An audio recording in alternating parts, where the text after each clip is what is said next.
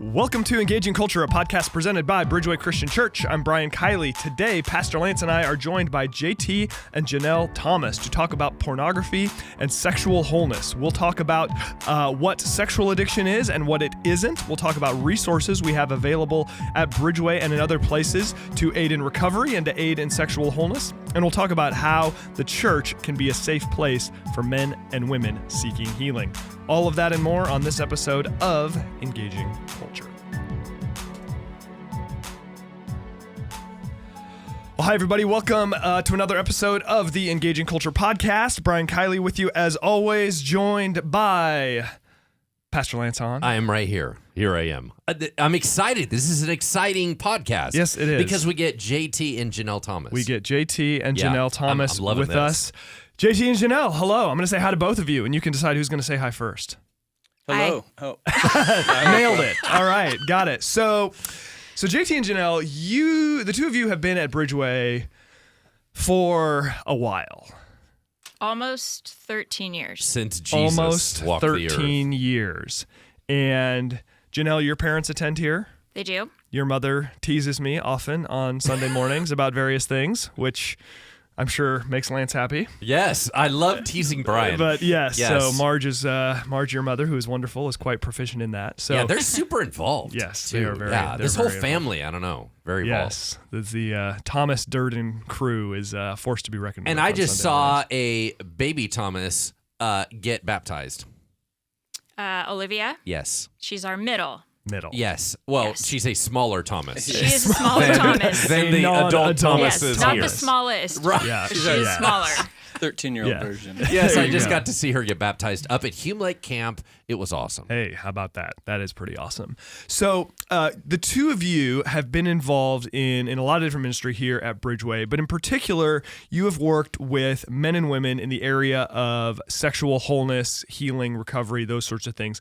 Can maybe, JT, we'll start with you, talk about the ministry that you lead, and then Janelle will talk about what you lead, and then we'll get into your story, and we'll start talking about some of the different issues surrounding kind of pornography, sexual wholeness, all of that. So JT, tell us about what it is that you do. Sure. So a number of years ago, maybe 6-7 years ago, Steve Ernst, who was our men's ministry coordinator, great guy, he was always looking for good content to bring to the men. And I like to support that. I went to Forge, and then all of a sudden there was a Conquer series that we went through. At that time, it was 5 weeks and very fast, kind of like fire hose of information, just a lot to take in. Hour video and an hour discussion questions. And Conquer is, for those who don't know. Conquer is, it's a program to lead you from sexual addiction to sexual wholeness and understand how pornography and other things just devastate the relationship between husbands and wives and just Christians in the world and the people that they're trying to minister to and be connected to. Great. So we started with Conquer, and then where did it kind of go from there? So then that Conquer broke into 10 weeks to kind of slow it down and be a little better speed-wise. But then it also, they realized 10 weeks is great, but it doesn't lead to long-term transformations. So then they went to kind of a 10-month deal, which is 7 pillars, and it takes each concept and breaks it down, and you kind of spend about a month on it, going through different parts of it.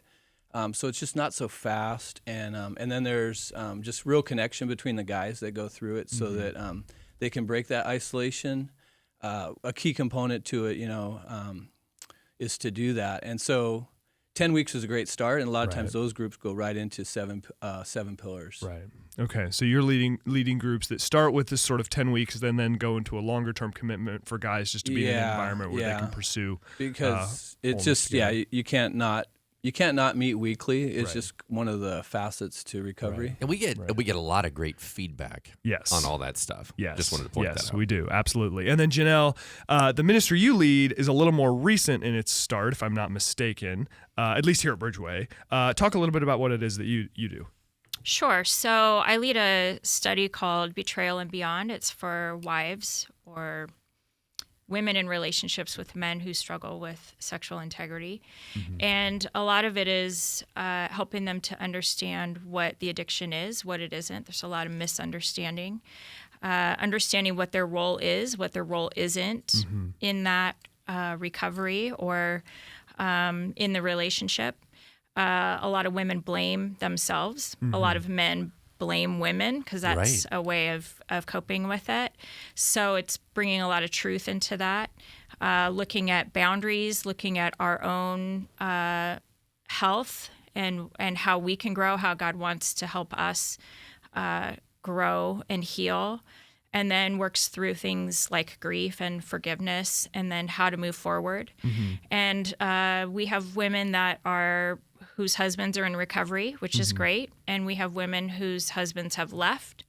We have women whose husbands have left years ago, and they're still kind of just carrying around, dragging that pain around with them. So it's a way for them to kind of process through the betrayal. Wow. And we just finished our second group, and we'll be starting a third in the fall. Wow. That's great.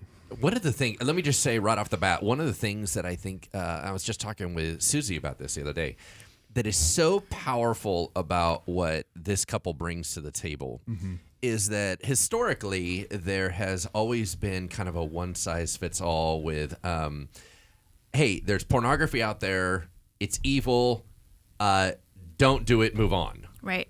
And what you guys have brought to the table, and I think that newer ministries like Pure Desire and stuff like that, I think there's this healthier approach of saying, can we create understanding? Right. Yeah. What you guys bring in terms of bringing conversation and nuance and a bunch of different things, just so that there's an understanding of underlying root causes, stuff like that. I think that is so powerful. Yep. And why I'm so proud of what they do. Yep. Yeah, no, couldn't agree more. I mean, the hey, just stop it. Obviously, there's an old Mad TV sketch where I think Bob Newhart plays a psychologist. It's a great video. Right? And it's like, stop it. Somebody comes in with like these problems, and his advice to her is stop it. Stop it. And so often we're not that overt about it, but that's sort of how we approach a wide range of challenges, not just this one.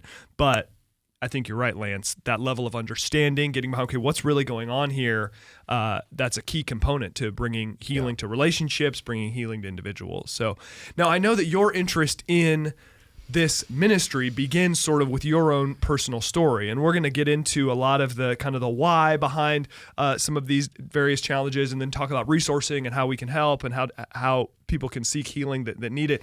But I know that the two of you wanted to start with just sharing a little bit of your story. So would love to kind of start with that. Maybe JT, you can start, and then Janelle, we'll just sort of go from there. Yeah. So I young kid, only child, kind of two different childhoods, but the first part was really good. Just everything was good. Christian parents, going to church, go to church camp, accept Jesus as my Lord and personal Savior, and just that was awesome. I think camp is like a little taste of heaven on earth. Amen. Yeah, and so that was all good. And then about a year later or so, I grew up in a rural area, and there was just always a fort or a place that kids had, and no one really checked parentally, and so there's magazines there and everything. So I was exposed to it probably about age 11, and there just wasn't a lot of information about the dangers of it, and what I was really messing with is, basically fire. And then I got hit with kind of some childhood trauma. My parents got divorced when I was 12, and I just prayed my heart out, put everything into it. Lord, don't let this happen.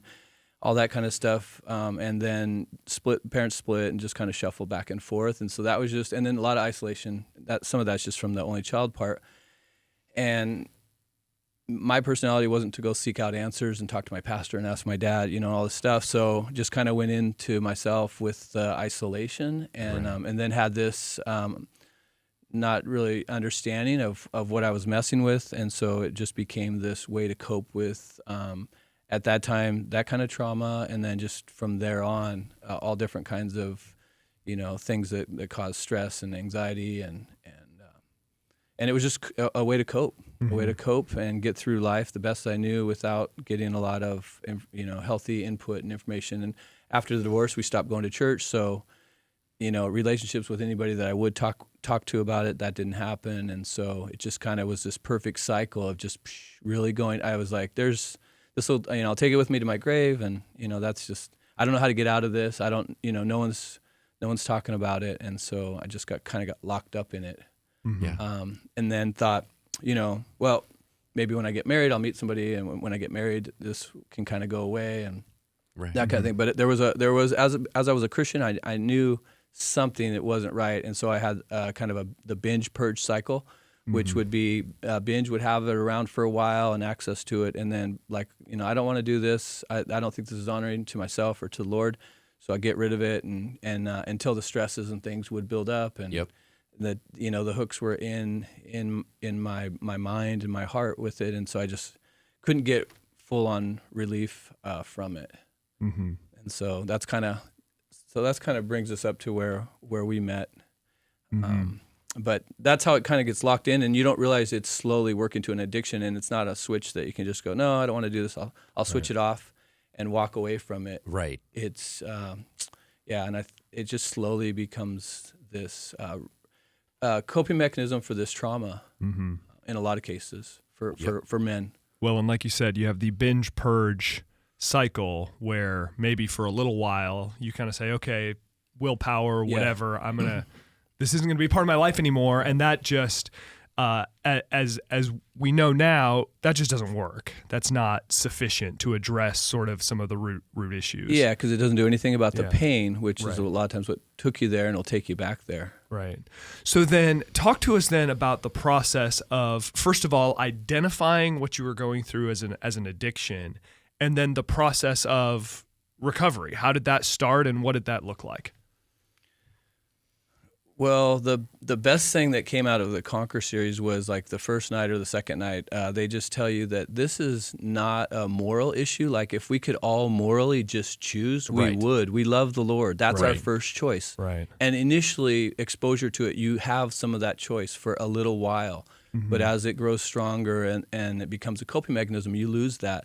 So they're saying it's not a moral issue, it's a pain issue. So Conquer was like, let's look at what your pain is, what your trauma is. And so once you realize what you're dealing with and you start to deal with it as a pain issue, you go, okay, I have to express what my pain was, and I have to, and then you also realize, like, the world's not perfect, it's a fallen world, but I'm a little bit of an innocent bystander as far as my parents getting divorced and stuff like that. I didn't control that. There's trauma that we don't control. So you realize, okay, I didn't choose this. I didn't even do this to myself. So I really feel like it's kind of unfairly, in my life. I want to get rid of it even more. And so I'm even more focused on, I didn't want this in the first place. And really, how do I get rid of it long-term forever? And most of us are like, well, if I have pain, it doesn't sound like a good thing not to heal from it. So you're interested in healing, and it just just starts to break. Will help you with your understanding of what you're dealing with and how to address it. Whereas before you're just kind of lost and you're like, I don't know. I can purge for a while, but then the binge always comes back too. Right. Janelle, let's kind of get your perspective on some of this. Obviously, just walking alongside JT, both in understanding what it is he was going through and then sort of your own thought process through it, and then how you've sought both to understand maybe what he was going through and then how maybe the two of you have worked together to kind of help bring healing. Sure. So when I met JT, he was newly kind of following the Lord again, and this topic came up as we were dating. And so I asked him, is this an issue for you? And he said, no. Which, when I discovered that it was, that I think felt like the biggest betrayal, because I was like, I checked this off. Like when things in our marriage started getting really hard, I never thought that it could be this, because he had always been really honest with me. And so I was really surprised that he had lied. Looking back now, I think he was probably in a purge cycle. And so he was probably like, no, this isn't an issue for me. And then of course it comes back. And I think, a binge purge cycle can be one day, the next day, or it can be 6 months. Yeah. Right. So it's, it messes with your head a little bit of, have I really mastered this, or is it just going to come back? Yeah.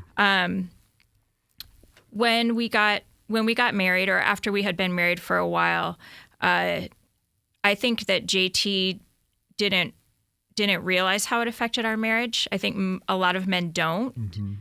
They go to a lot of effort to hide it, to try to appear normal, to Control it, minimize it. Minimize it, all those things. And they don't realize that it really changes who they are as a person and how they treat people. And there was a lot of his pain that was coming out in our marriage, and I didn't know how to fix that. So, I was praying, asking God for answers. Do we need counseling? What do we need to do? Spent a lot of time kind of sifting through his criticism and asking God, what of this is true? This doesn't all feel like it's accurate. And it wasn't really until, I got to a point where I just kind of stopped praying. Mm-hmm. I just was like, God, I've used all the words I've asked. I've said all the things. Yeah. Like, I'm just kind of getting to this place where I'm just going to say, maybe I'm just not, a good marriage, a really happy marriage isn't promised to me. And this is how marriage is going to be. It's just going to be hard. And so I kind of stopped praying. And then one day on my way home from Target, a song came on the radio, How He Loves by David Crowder. Mm-hmm. And all of a sudden it was like, God told me, you hear this song and you feel how much God loves you. JT doesn't feel that. He does not feel loved by God. And I started crying because I was like, man, since I was the littlest girl, that was just something I was convinced of, that God loved me. Mm-hmm. And I couldn't imagine what it would be like to go through life not having that as sort of like your base foundation in life. And so that was how God told me how to pray for him. And I really just started praying that he would be able to know how much God loved him. And this was before I knew. Mm-hmm. And then we had D-Day, Discovery Day. And I won't go into equally as violent. Yes, but equal as promising. Yeah, amen. God loves us too much to leave us where we're at, right? Right. We know that. And I think he wanted to be found out because I think he was like desperate to get out. And it was kind of like, well, if I can't do this on my own, then maybe if my wife finds out, there was a scary feeling where I thought my family would be better without me around to keep hurting them. Mm-hmm. And that was like, whoa, that's not what I want to feel. Right. Wow. Yeah. Okay. So discovery happens. And this is I don't want to get too sidetracked in this, but I would imagine this is something that maybe you do hear a bit, that there is this sense of, for those that are struggling, that there is this sort of weird sense in which they're afraid to be found out, but they sort of want to be found out too, because they almost feel like that's what's going to be necessary to kind of catalyze some change. Well, and what's weird is that I take this huge blow, so I'm like on the floor, like, what is happening? Mm-hmm. And he's feeling this weight lifted because the secret that he's carried around for all this time is out in the open. And when Scripture says that you bring things from the dark into the light, like, seriously, that happened that day in front of my eyes. He was instantly a different person. Wow. And so that gave me hope. Yeah. He's like, do you want me to leave? And I'm like, no, I don't want to explain to my kids why you're leaving. Probably that was my initial. But I was also like, something's happening here. Something's happening here. Wow. Yeah. Wow. And as a married person, I've been going through this all by myself. And then one of the things that kind of brought it to was I had trauma in my life as a child, and I totally turned and ran and was just angry with God, and then worked my way back to that. And then we lost my mom in a car accident, tragically. And it was like, oh, okay, so are you going to do the same thing that you did before and just run away from God and be mad? And I'm like, no, I know more now about mature faith and understanding and his plan and all that. So that kind of led to this, it's got to change, and coping mechanism, and so discovery. And it was a weight lifted, because Satan tells you the lie that your wife only loves you because she doesn't know the real you, but as soon as she finds out, she's gone. And I believe that, but this was going to it's going to be like, okay, well, we'll see now. I hope not. I really do. I think she's very strong. That's one of the things that attracted me to her, but I don't know. Yeah. Yep. Well, and that's probably something that scares a lot of. I say men, but I know that both men and women struggle with this stuff. But I think that's something that probably scares a lot of married people, to say, well, if my spouse finds out, then it's. Well, there is a risk. I mean, we lost. started the conversation you were mentioning in your women's group. There's women that left and women that, Sure. and so, that is a very real danger. Yeah. So discovery happens. There's pain. There's all these. I mean, I can only imagine extremely complex emotions. But then it's from there. It's like, okay, everything's out.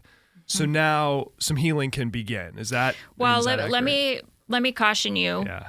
Everything being out. Just because I know people are listening, and there's people that may be convicted that they need to go and confess this. Be very careful. Yeah. We were in counseling at the time, and so gratefully we had a counseling appointment the next day. We could sit down with our counselor and just sort of say, this is what happened in the last 24 hours. Yeah. This is, and so his disclosure to me of what exactly we were dealing with happened with that guidance and support. Really important, because if a husband, for example, decides he's ready to tell, and then he feels like, well, I'm going to tell him all. I'm going to tell him, every website, every street, every name, everything. Then you have this wife who now has all these triggers and has all this trauma that now she has to work through. So it needs to be guided. There needs to be honesty, but it also needs to be carefully done. So not necessarily the first step. Well, the other wise. challenge is that if somebody is ready to let it all go, they're going to see the trauma on the other person, and it's going to hijack what they thought was going to happen in their head, and they just shut down. Then all of a sudden you go, wait, I thought I knew it all. You lied to me. I found out more later. And you know what I'm saying? And then now the betrayal keeps happening because you're still a liar. You never really told me everything. And then the person doesn't want to go, hey, can you crush me today and a little bit every day? Yeah. That would be awesome. Yeah. So they keep asking for more information when they do not need all that information So up front. we've learned to say things like, do I know everything that I need to know? Like, do I need to go get an STD test? Do I need to, are there people that are involved in this that I need to know about? Some of those kind of questions. Are there financial implications to this? Are we, have you spent a lot of money on this that I don't know about? Yep. Yeah. Those kinds of things are important to know, but details of things, no. But that kind of cool head that you're talking about from right now, that's why a counselor is so helpful. Right. Because they're pulled out of the emotions and they're like, hey, there actually are there's an order that we might need to know some things. We have some immediate questions we need to answer. But as we're navigating through this trauma, there might be a better way to do it. Right. And like you said, somebody with a little bit of emotional distance and frankly probably some experience with guiding others through these sorts of, they can sort of help with the, okay, what do we really need to know? Right. What's going to be helpful? What's not? And there is a complexity to this that we ignore at our peril, I would assume. Yeah, I agree. Yeah. Yes. So I want to talk a little bit more generally about the issues in play here, and we can certainly integrate more of your story in that because we hear about this stuff all the time, and but at the same time, it's challenging. How do you talk about this in the church context in a way that can actually be helpful? How do we help people in an age where, I mean, it's almost cliche to say it, but really is true. Like, I mean, I had to work really hard if I wanted to find something inappropriate when I was a teenager. Whereas now, I mean, I'm just like, praise the Lord, I'm not a teenager in 2019, right? I mean, it's everywhere.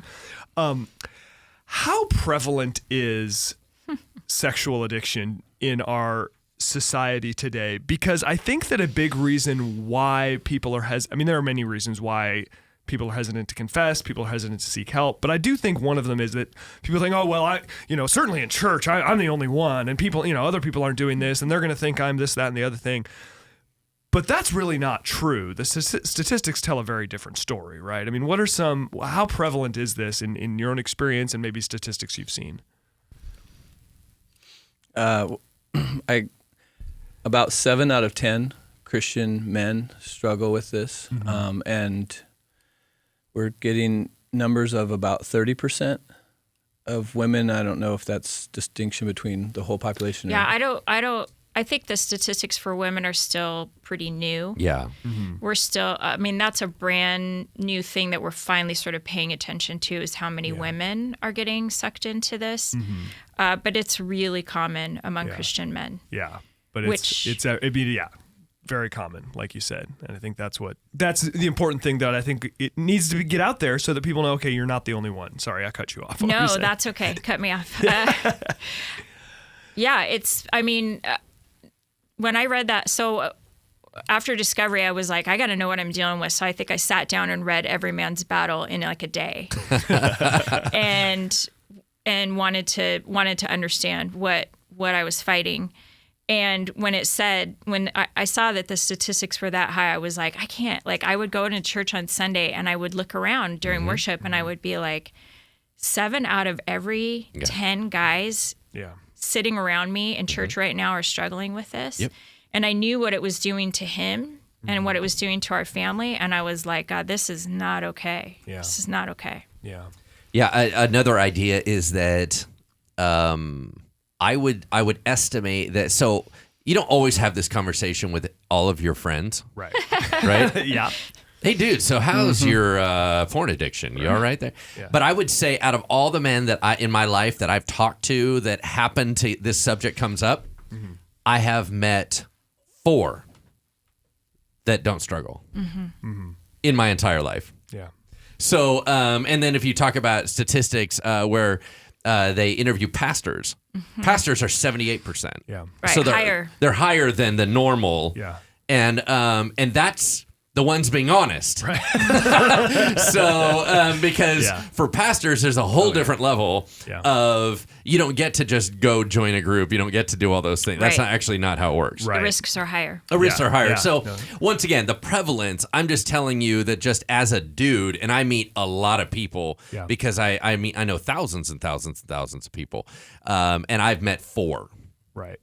Right. And it's not, like you said, not something you talk about with every single No. person. No. But you're right. Yeah. Just that those would say it is not a temptation, it's not a Yes. struggle. And I'll just be honest about my own thing. Like, it's not a big struggle for me in the sense that, like, I don't, like, people can go look at my web history and they're not going Right. to, they're going to see I spend too much time on ESPN. But that's, that, like, We already wow. knew that. That's actually why we're here today. Yeah, I'm pretty honest about that. But here's the thing. Like, I remember I was in, like, an accountability relationship with a guy who, like, that was one of the things he wanted me to ask him about because he really struggled with. And I remember he asked me the question. He's like, man, how do you just get so you don't think about it? And I said, bro, it has been years since this has been an issue for me. I think about it every day. I think about, like, even today, like, times when I'm at a computer by myself, I'm up early in the morning or I'm up late at night. I think about it as a possibility every single day. So I think even for those who I would say it is not really a struggle for me in the sense that I'm not acting out, just to know it's there. The thought of, oh, hey, I could go look at something on the internet All the and no one time. would know. I think about it constantly. Yep. So I think for us all just to be aware that, hey, none of us are like, oh, hey, that's not a struggle at Right. all. Well, there's a reason why it was called Every Man's Battle. Right. Not some guy's battle. Yeah, right. not some. It wasn't like 7 out of Yeah. 10 men's battle. Yeah. A few guys battle. Yeah. So one thing I want to talk about, one thing I want to make sure we get out there is there are a lot of misperceptions and misunderstandings when it comes to pornography addiction, sexual addiction, etc. What is sexual addiction, and then what is it not? What do we need to understand and make sure we're clear on in terms of definitions here? Well, I think if you think about what do you think of with addiction, say with a substance abuse problem, it's a lot of the same stuff. It's usually rooted in pain. It's a way to cope with things in life that you're not dealing with, to escape from things. Yeah. You use it and it makes you feel better for a short time. You have a dopamine release or whatever. Right. But you need more. You develop a dependence on it. You can't give it up. You want to stop, but you can't. Yeah. You start isolating yourself. You maybe are in denial. I can stop whenever I want. This isn't a big deal. This isn't hurting anybody.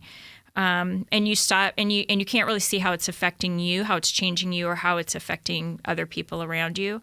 So for us, our experiences, sexual addiction did all of that for us. Yeah. Yeah. JT, any thoughts on that? Yeah, it's just if you're using it to cope with life, struggles, trials, pain, anxiety, that's not how God intended it to be used, right? It's a part of the relationship between a husband and wife that should reflect healthiness of all the rest of the relationship, and it should be a celebration, and there's those reasons that it should be, but it's imbalance. It's not used to cope with the stresses of life. Right. Janelle, I want to ask from the spouse perspective, how does understanding this as an addiction help? Because I've talked to guys who, just even as they've processed it with their own wives, saying that on somewhat there's tons of pain involved and the emotions are very complicated, and I recognize that.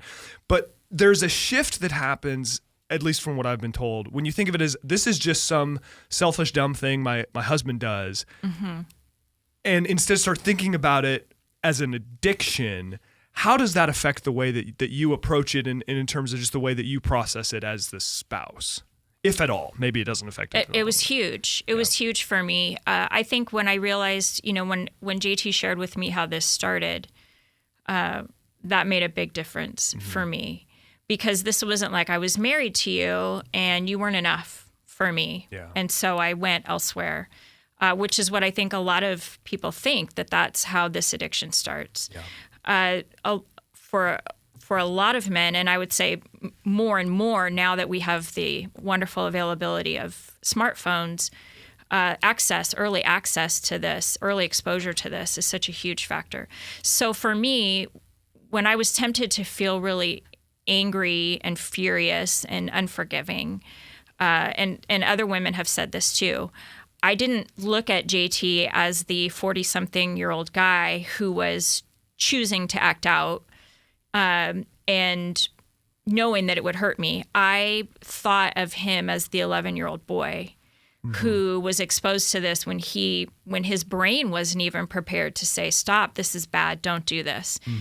What we know now about brain function and how all of this stuff happens, you look at it and you go, wow, it really is almost impossible once you're hooked on it, the chemistry in your brain.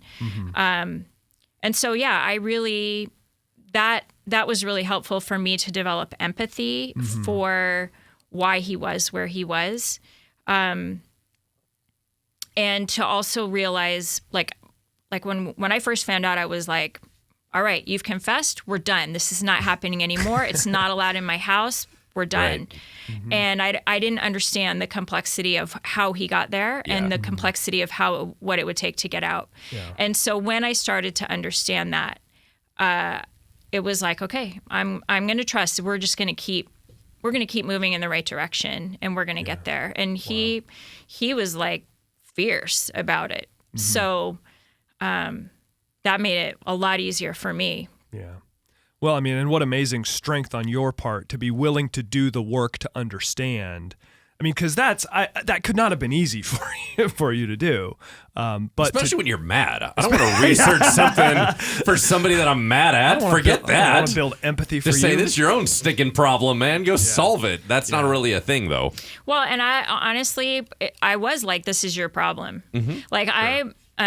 Some people are really inclined to codependency. I'm really inclined not to codependency. That's not a struggle for you? So, I have women that are like, I'm constantly checking his phone. I go through all of the mail. I follow him everywhere. I do all these things. Whatever. I'm like, ain't nobody got time for that. I got 3 kids I got to raise.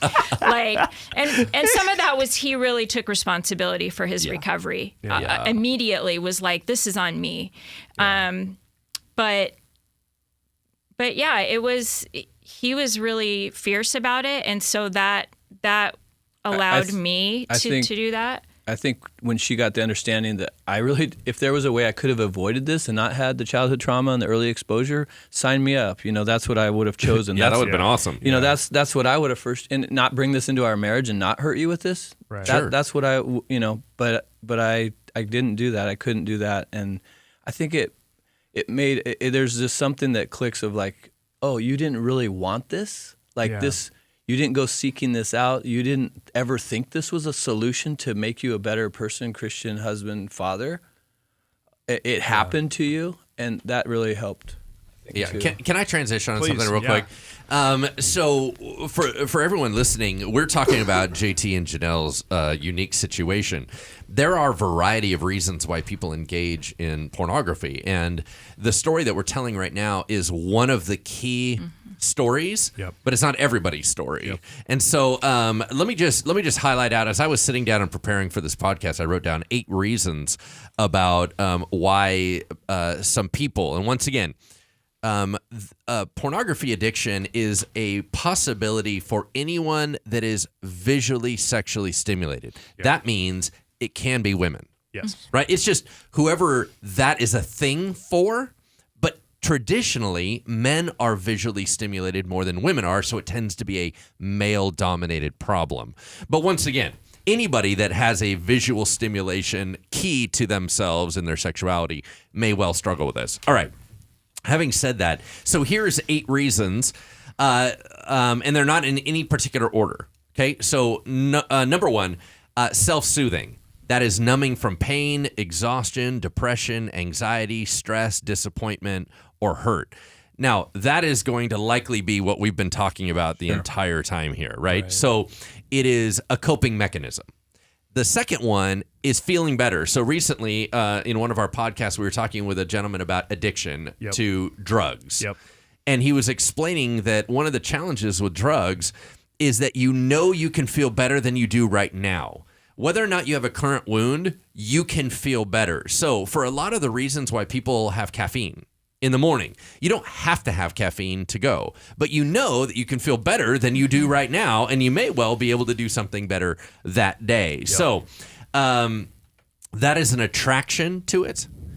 Number 3 is simply the sexual attraction element when you like the feeling of sexual stimuli. Now, this is where we tend to put it into the sin category, where you go, no, you just opt to wanting to do something that just is sexually interesting to you. Okay, that is another category. Number 4 is loneliness and rejection.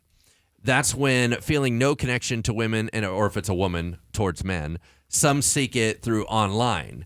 Now, this will tend to lead to real-life connections, whether it's through cam connections where people are really... If it's truly a loneliness issue, just the visuals aren't enough. Yeah. They push forward and forward and forward into, I need a person, and I'm willing to pay them for it. That's where you start to see a lot of the things where it gets into real-life activity. Number 5 is boredom. It is the most interesting thing to do. So you think about college dudes bored out of their mind, and it's like, I can watch ESPN, but there's nothing on. You know what? The most interesting thing I could probably do right now is probably watch porn. Mm-hmm. So boredom is a factor. Number 6 is spiritual warfare. That is, if you feel like you're filled up and healthy in every other area and it's still coming and getting you, sometimes it's just flat out the enemy's just going to wreck you, right? Like you've done all the work and everything else and, okay, that's a problem. And then number 7 is combating a lack of sexual fulfillment. So men are on a 2 to 4 day cycle as far as craving sex. So the standard dude. And so if there's no outlet, they solve it by masturbation, or they solve it through pornography, things like that. And that is it. Once again, I'll get into this definition. One of my favorite definitions of sin ever is trying to meet a legitimate need by illegitimate means. Right. Mm-hmm. Yep. Right? So you go, okay, well, there's a craving. It's not always a need. It's a craving. So just like our stomachs get hungry and we have hunger pangs, they're actually self-created. You create your own alarms in your body. So it's going, dude, you are super hungry. Now, whether you are or you aren't, you feel that and you want to stop that feeling, right? And then the last one, number 8, is what we talked about as well, is addiction. They simply are involved in it because they don't know how not to be. Yeah. You know what I mean? Yeah. So I just wanted to clarify that while we're talking about all that you'll go, oh, so it must be, once I found out about him, I'm going to find out he has trauma pain. You're like, well, let's say he doesn't. Now what are you going to do? Yeah. You don't realize there's 7 other options on this list. And this is obviously a sampling. This is just me sitting down and writing out a list. There's a bunch more than that. Right. Yeah. But I think it's important to recognize, I mean, if we're going to talk about the church being an environment of healing, if we're going to talk about a Conquer group, a Pure Desire group, a Betrayal and Beyond group being a place of healing, you have to recognize the complexity of not only the issues in play, but also how did we get here? Because we didn't all get here on the same path, right? There's a variety. Well, and the ways. complexity, you can tell some of those need to be held accountable. Some of those need to be healed. Some of those need to be, you know what I mean? Like your responses to the different pieces of it. And even someone like JT, who has had trauma in his past, he may have a sufficient level of healing, but then also struggle with some of the other pieces of it. You know what I mean? Yeah. It's like, well, okay, yeah, you're right. I did get enough healing to not, but I still have a longing. Yeah. Or, now I'm in the addiction cycle. So once again, it's just not as easy as we assume. One of those that number 2, feeling better, could maybe apply to, and I think this is one that could be a big one. Even so, if you did have Christian parents, but they talk about like overly rigid home structure where it's about perfection and performance, and it's not so much about relationship and understanding. Yes. Yeah. That can drive, this to be a problem. It as will well. almost always drive a secret life. Yeah. Oh, Any high performance or perfectionist environment, because human beings can't live in that environment, they have to go underground. Right. And so almost always that's what's going to happen. That's one of my big reasons why I can't stand legalistic environments in churches,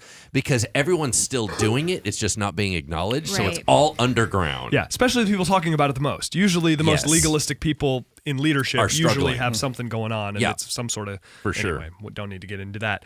But JT, what you just said a moment ago brings me to the next thing I really wanted to talk about is you guys gave us some really interesting stuff to read in preparation for this episode about shame and the role of shame in sexual wholeness and all of that. Can you talk to us a little bit? Let's first of all just start with the issue itself. Talk about the role of shame in these types of issues. I might not have the complete perfect definition of shame, but from my understanding of going through this is shame is like a character flaw that can never be fixed. It's like you're damaged beyond repair.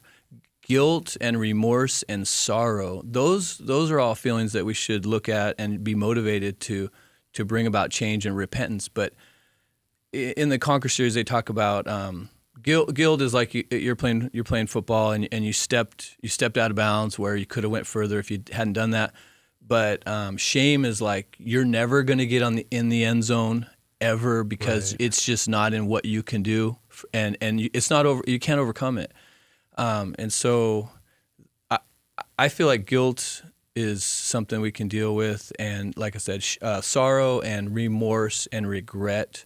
But from what I've studied, just from going through it, is like shame is like insurmountable and that you can't overcome. Now, we can, and God can heal us from that. And so, but it's just. Unfortunately, I think that the shame factor is the number one strategy that Satan uses to just keep us from talking about it, being open and honest in our deepest connected relationships, and it just makes the isolation just crazy powerful. Yeah, and when we're in that place of shame, kind of what you alluded to, Sure. we feel like this is all I'm ever going to be, and there's no hope for me to get better. And then one of the articles you sent us from Covenant Eyes said that when we feel terrible about who we are, we pursue behaviors that provide irrefutable evidence that we are unwanted. And that to me is, that is shame and its effects right there, right? Janelle, what are your thoughts on this? I think that shame is how the enemy attacks our identity. Yeah. He starts to tell us who we are. Yeah. Instead of this being about I made a mistake or I'm doing something I don't want to do anymore. I want to change. It's this is who you are. Yeah. And so when you think that that's who you are, you think I have to hide this. And when you hide it, then the enemy convinces you that if anyone knew, they would reject you. Yeah. And so it perpetuates the hiding, which means you're not getting support. You're not all the things that help you change, you're cutting yourself off from because of the shame. Yeah. So shame starts in a bad place, and it takes you, obviously, to a worse one because it isolates you. Oh, yeah. Right. Yeah, I had all these thoughts, and Janelle just said them all perfectly. Said them all. They were pretty awesome. Does that mean you'll be quiet now? No. He'll have more thoughts. When has that ever happened, Miss Janelle? Welcome to my world. But so shame is it's such a big deal. And I'm guessing on some level, by the time somebody takes the step of signing up to be a part of a group that's going to help them get whole, like on some level, they've taken a step out of shame a little bit. So the unfortunate reality is when somebody's really in the clutches of shame, they're not even going to engage with what kind of you all offer or similar type programs. But I just want to ask, how have you seen others maybe help other people work through these feelings of shame to kind of bring them to a place of hope? Because to me, that seems like a critical component of any sort of healing from just about any hang up, let alone this one. Yeah. You've dealt a lot more with guys who are just, They're so a lot of times overwhelmed by shame. so ready that when somebody starts talking openly about it and without shame, but with conviction and hope and healing, they've been waiting for that. I was waiting for that for a long time, and then I vowed once I had answers, I would just keep telling people what they were. Yeah. And so, that leads us to today. But when I've shared, it's just like you don't have to stay where you're at. Right. And so they're like, okay, well, so how do I get out of there? And we talk about, breaking the denial structures. So you've got to come to group and be in community. You were hurt probably in community. You're going to heal in community. Yep. It's a weekly deal. Sometimes you want to go to group, sometimes you don't. But most time afterwards, everybody's like, "Oh, I feel good after." I didn't want to come. I didn't want to drive here. Like going to church. Yeah. So, and then we have a crazy thing where a lot of groups have attrition. We have our groups get bigger after they start because guys they need connection, right?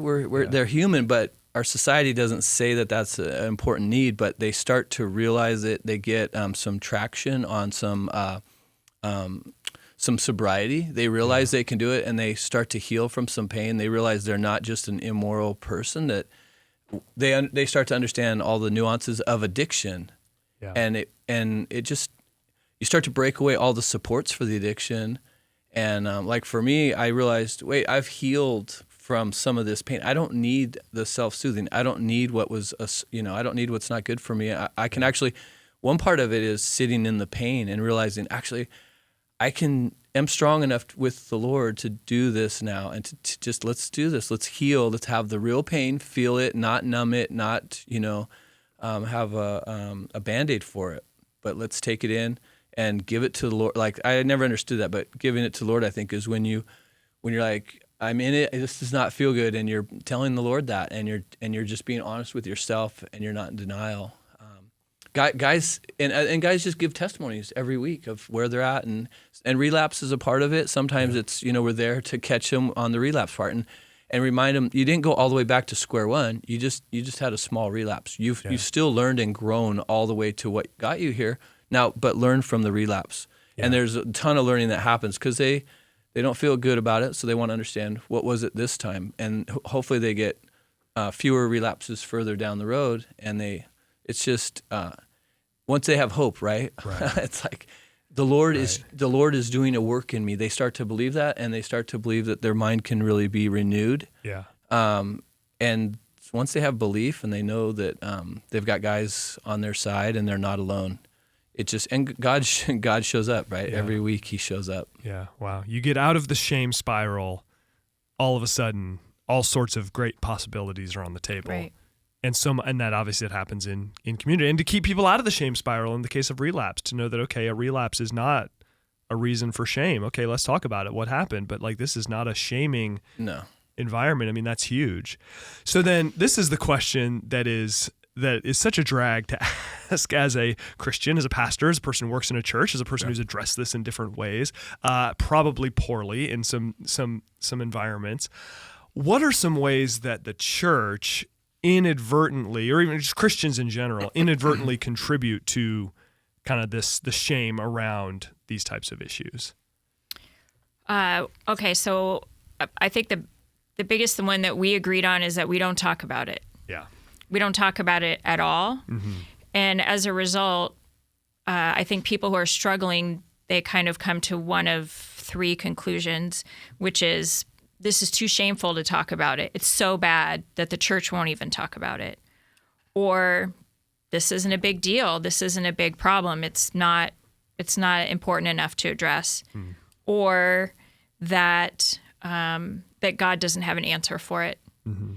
And so I think all of those things send the message that if the church won't talk about it, then I shouldn't talk about it. It's not safe. Yeah. Right. It's not safe. How could it be safe if we don't talk about it? Yeah. Yeah. I think another one is that a lot of times the church feels, and this holds true in a lot of controversial cultural things, the church really feels like it's important to make sure people understand this is a sin. Mm-hmm. And a lot of people know that it's a sin. And that doesn't mean they have the power to change or that they know what to do. And so a lot of times the church, and I'm saying sort of church, big C, Christian community, I spend time on Facebook just looking and seeing how people respond to articles published by Pure Desire or Covenant Eyes or any of these groups that are endeavoring to help people in addiction. And inevitably, you have this slew of well-intentioned Christians who will kind of go off and share all the Bible verses about why this is bad and how it's ruining the world and why we should get rid of it.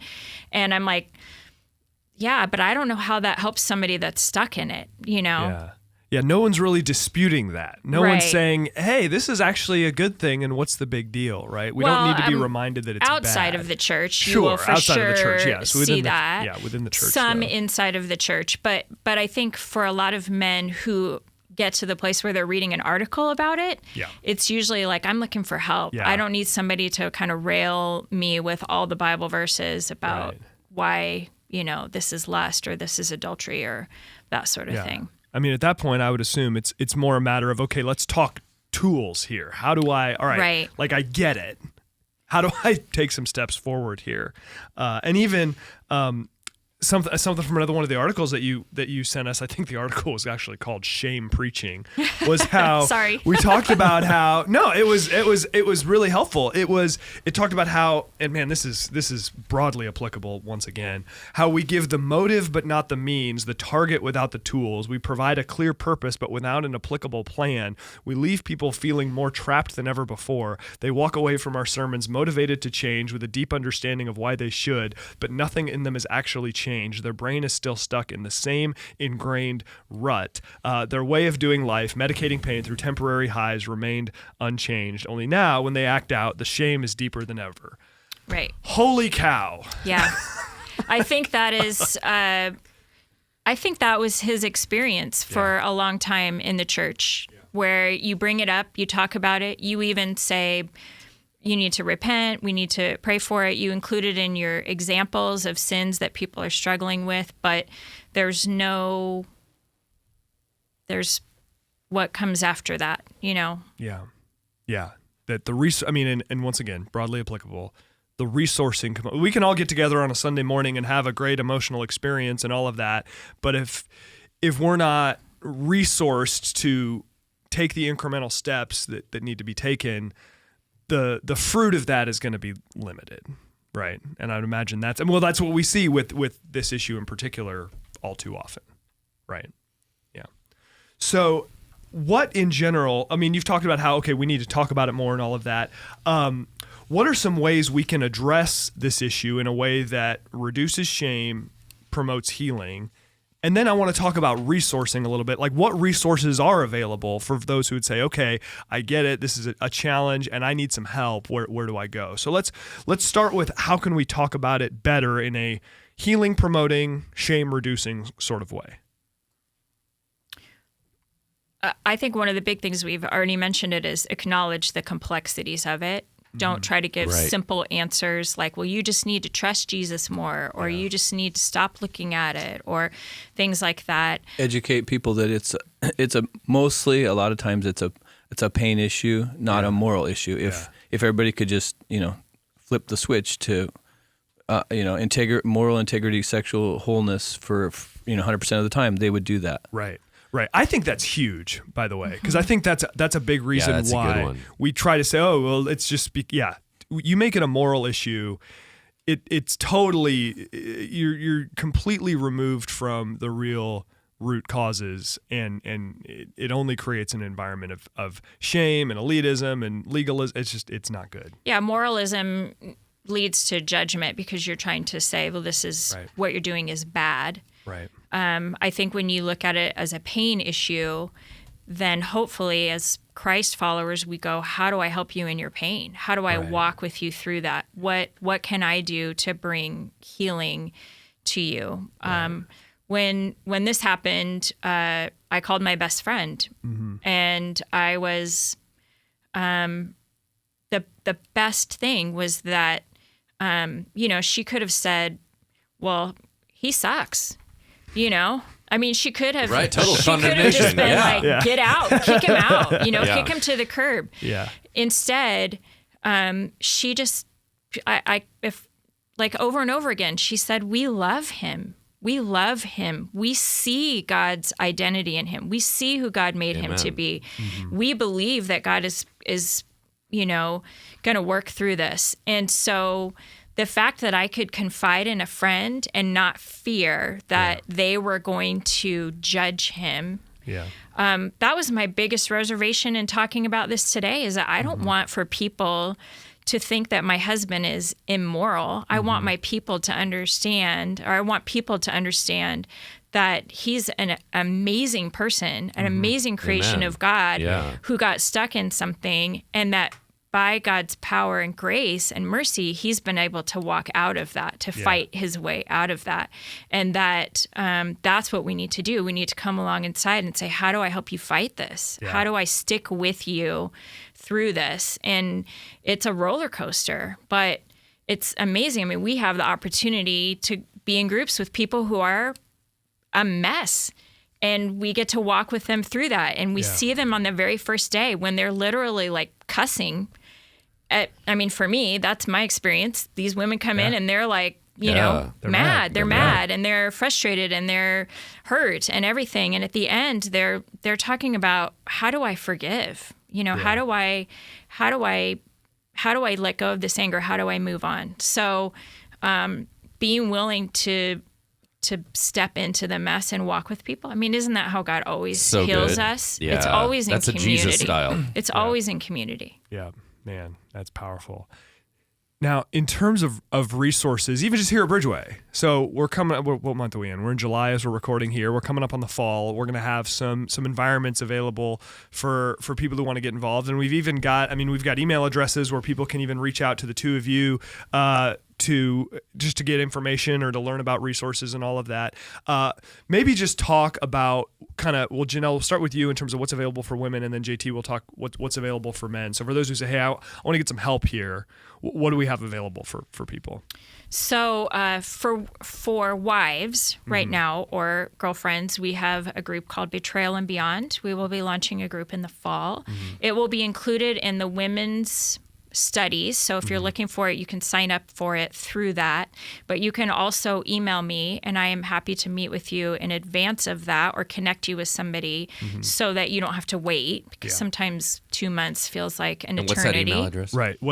That email address is b&b@bridgewaychristian.org. So BANDB at bridgewaychristian.org. Got it. Okay. And then JT, talk about your group a little bit. Yeah. So we're the fall launch. We'll do the 10-week Conquer series, and that can, whatever size room we need, we can accommodate that many guys, and that's 10 weeks intensive understanding, but a lot can happen in that 10 weeks. So you break all the isolation, you get connected and stuff. And so that's kind of a big kickoff. But if there's guys that have been through Conquer, then there'll be some 7-pillar groups, which are longer in in time commitment.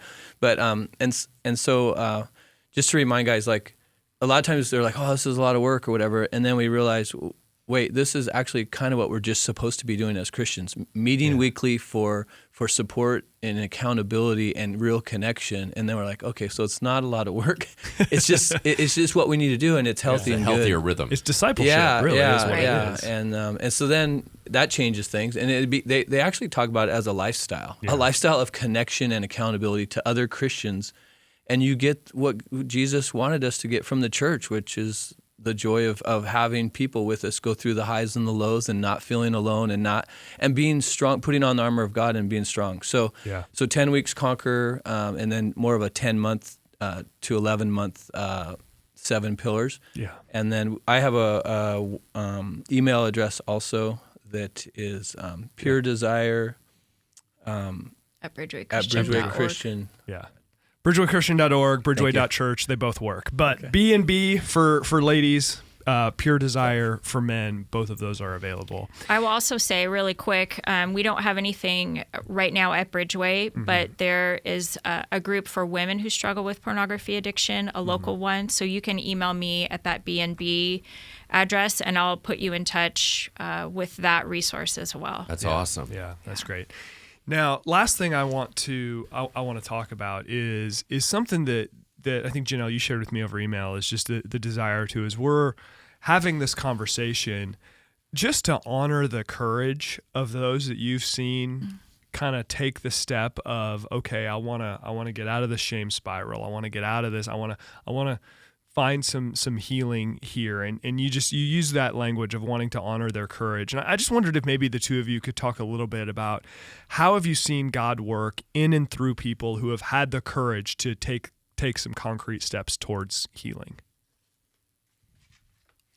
For me, I've been in a number of groups. It's just you're seeing the power of Jesus to change people's lives in a similar way that He's transformed mine, to have real freedom. Yeah. From, like, if you've never been addicted to something, you don't understand, and so that But they say just being an American, we're addicted to at least three things. I would think caffeine could be one. I would think food could be one. So you could get a little picture of it from those. But you see men that have hope and are recovering, and so it's just it's awe-inspiring. It reminds you that God is real, God is working, and then just like how countercultural it is to show up and do hard work every week and be honest. Right, yeah. And it's just you just see God there, and it gives me hope for those men. Some are single, and we're just like, wow, this is awesome. You don't even want to bring this into your marriage. You want to get recovered before. Yeah. And then many mostly are married, and it's just like, you're trying to keep together, the family that God created and not let Satan break it apart, and then have fallout with the kids and all that kind of stuff. So it's powerful. It feels like frontline stuff. Yeah. And it's just like, sometimes it's hard to meet every week, but I'm like, when we see what's happening, it's not. It's just it's real stuff. Yeah, real good. That's powerful. Janelle, how about you? I think I would want to celebrate the courage of women who had every excuse to leave, every biblical reasons, cultural reasons, every reason to walk away, and who've stayed, because they trusted that God would defend them, that God would look out for them, that He would care for them. And that doesn't mean that you're supposed to stay in every situation. There are situations where the healthiest boundary is to separate, but not give up. They haven't given up. And even if their relationship is gone, even if they have no hope or very little hope, I should say, of seeing that relationship restored, they're still seeking to honor God as they process through the pain and they process through their betrayal. And they really don't want to allow the enemy to get any kind of foothold from this. And so they're willing to look at themselves. They're willing to look at God's word. They're willing to hold on to promises. They're willing to fight, to forgive. And then the best ones are the ones who are like, how do I help other women? How do I jump in and lead a group? And I know we've had that with the guys too, where it's like I remember JT saying at some point, I'm going to lead this group because I told God when I was in this, if I ever find a way out, I will tell everyone that I can. Mm-hmm.